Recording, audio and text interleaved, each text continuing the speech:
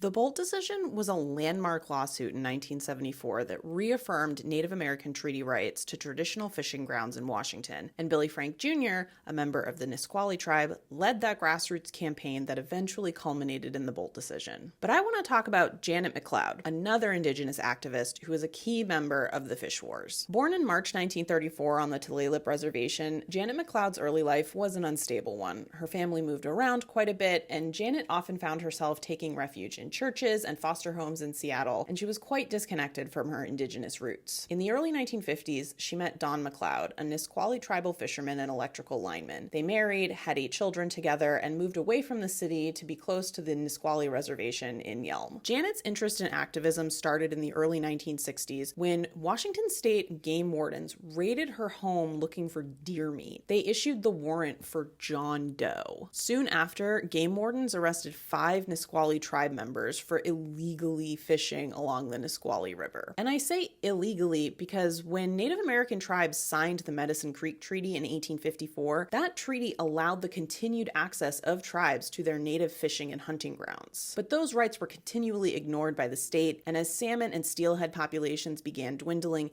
the state continued to be more restrictive of native fishing rights. Janet and her husband Don helped to found the Survival of American Indians Association and organized fish-ins along the Nisqually River, asserting their treaty rights to their ancestral hunting and fishing grounds. She was involved in the most famous of the fish-ins at Frank's Landing in October of 1965, where several indigenous fishermen, including Janet's husband and 2 of her sons, were arrested and beaten by state game wardens who had been waiting on the opposite side of the river. The Fish Wars brought Janet into the spotlight as a civil rights leader, but the work also helped connect her back to her native heritage and spirituality. At some point, she was given the name Yet See Blue, which means the woman who speaks her mind, and she used her voice to help further indigenous rights across the country. She was outspoken about indigenous women's rights and social justice, and hosted a convening of 300 Native women from different countries at her home in Yelm in the 1980s to discuss social, economic, and familial problems affecting Native peoples across the Western Hemisphere. This convening was the birth of the Indigenous Women's Network, a coalition that champions Native women, families, and tribal sovereignty. Janet McCloud passed away from complications from diabetes and high blood pressure in 2003,